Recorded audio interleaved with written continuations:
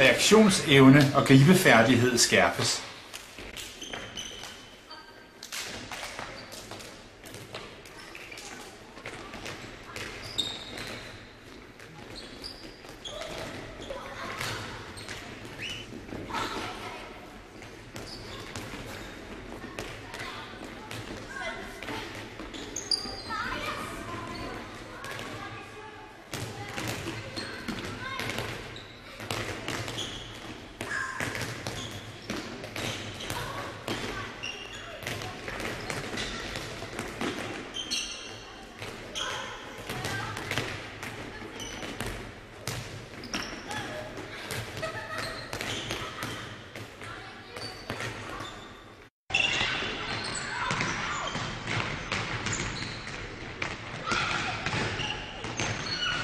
Udførelsen af øvelsen kræver overblik og beslutsomhed. Begynd i roligt tempo og øg så boldens hastighed gradvist.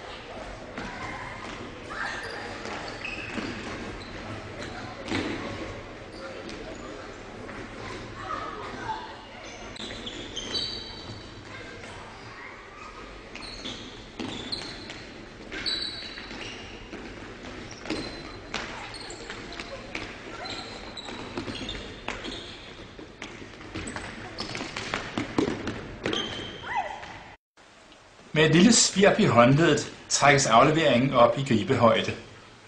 En væsentlig detalje ved styring af bolden under udførelse af kast og skud. Drengene til venstre billedet klarer dette rigtig fint.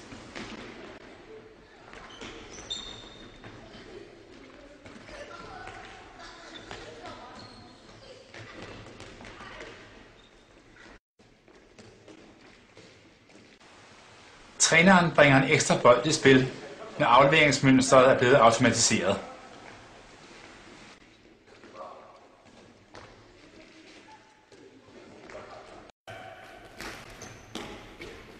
Løbe, gribe og kaste.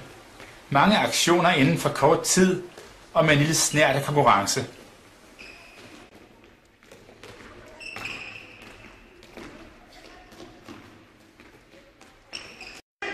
Ved kontraløb er det nødvendigt, at spillerne formår at orientere sig bagud mod bolden, samtidig med at de løber hurtigt fremad. Træneren kan øge sværhedsgraden ved at aflevere over større afstand.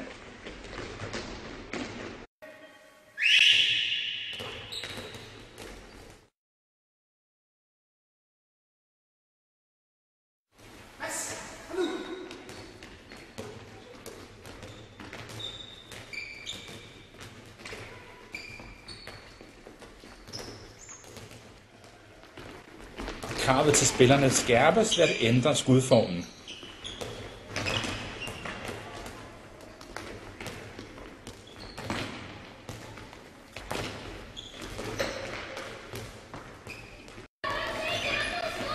Børnene vendes til at orientere sig i rummet omkring dem, samtidig med at de dribler under løb.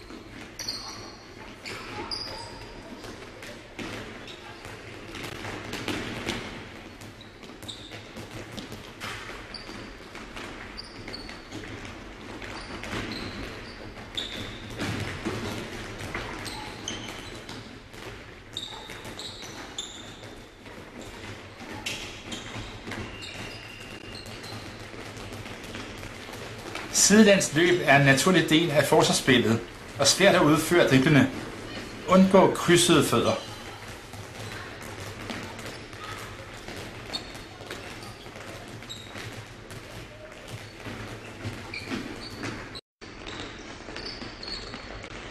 Konkurrence motiverer.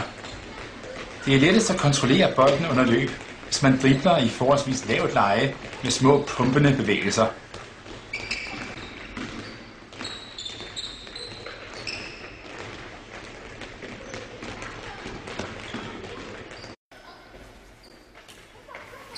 Der skal arbejdes hårdt for at erobre bolden, men indsatsen belønnes. Spillerne på det boldbesiddende hold kan erfare, at det er en fordel at bevæge sig for at blive spilbar.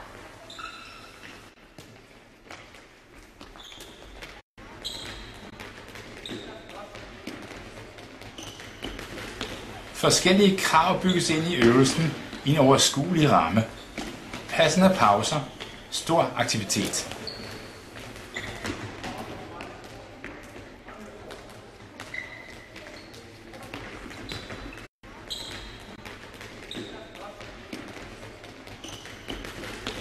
Forskellige krav bygges ind i øvelsen i en overskuelig ramme.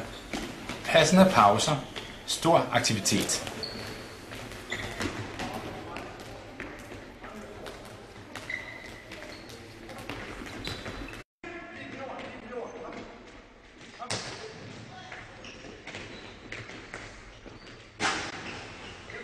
Koldbøtter og kravleture krydres med skud på mål.